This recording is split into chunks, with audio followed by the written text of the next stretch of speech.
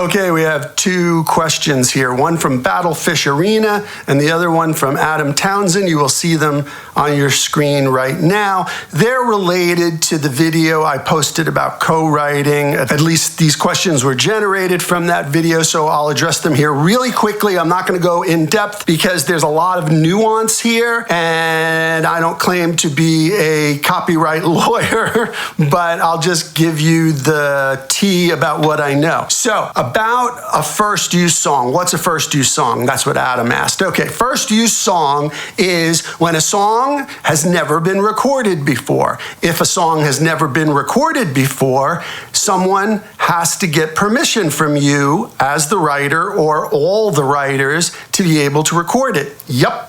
That's the truth. So if you're the artist and the songwriter, if you record it and release it, then no, they do not need your permission to record that song, as long as they don't change the lyrics and substantial sections of it or whatnot. In that case, they pay a 75% royalty. That's right, they only pay 75% of the royalty that would normally be paid on that song. If you record it and release it, you get 100% of it. So 50 as the writer and 50 as the artist. And this goes for any song that's ever been recorded before. So the song I had written for Betty LaVette, that was the only song on that album that was a first use. So they had paid 75% to all the other writers, including Willie Nelson and, I don't know, Bob Dylan, a whole bunch of people. But I was the only one who got 100% because it was a first use. And they should have gotten my permission. If someone records your song without permission, I think it's a $250,000 fine, up to a $250,000 fine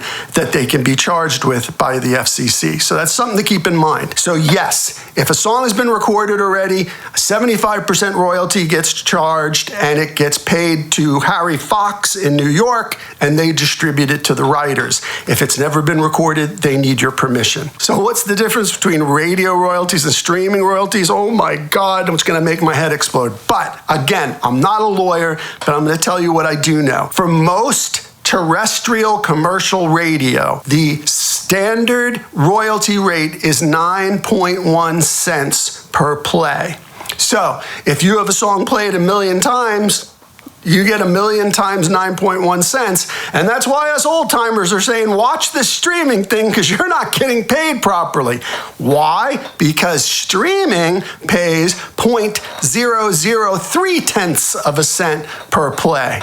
Yes, that's right. It used to be 0.005, but then they shrank it even further. How did they get away with this? Well, they based it on basically a formula that didn't exist. They said, well, if it's 9.1 cents a play for terrestrial radio and it's so hard to get played on terrestrial radio, we're going to make it 0.005. And the record labels went along with this because the record labels own stock in the streaming companies. And then they reduced it even further to 0.003. Now, do I want the government determining how much I get paid? Not really, but Congress has determined what the standard royalty rate has been for about 100 years. And that's who determined the 9.1 cent per play for terrestrial radio. Now, it gets complicated though because the royalty rate's different for different types of radio stations, like college radio stations versus commercial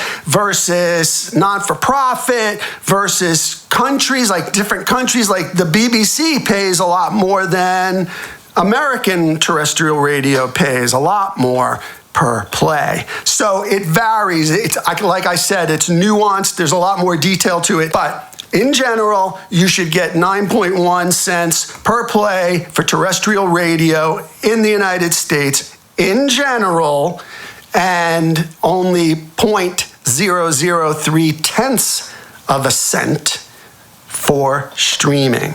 So there you go. If you got any other questions, shoot them by. If I can help, I'll be glad to.